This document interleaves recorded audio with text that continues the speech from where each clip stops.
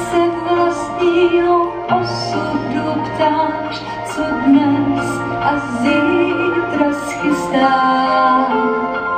Představ si, že v kapse oříšek máš a ten ti dá moc vyzrát.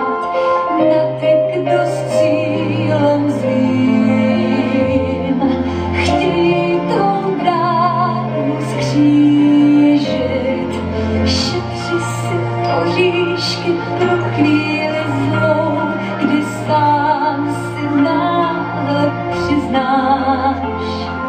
Život je pohádkou nedopsanou, přistát se smí jen třikrát.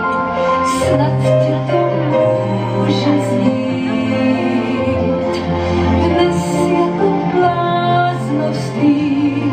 Věř mi, že to je tam na světě nejlepší zpráva.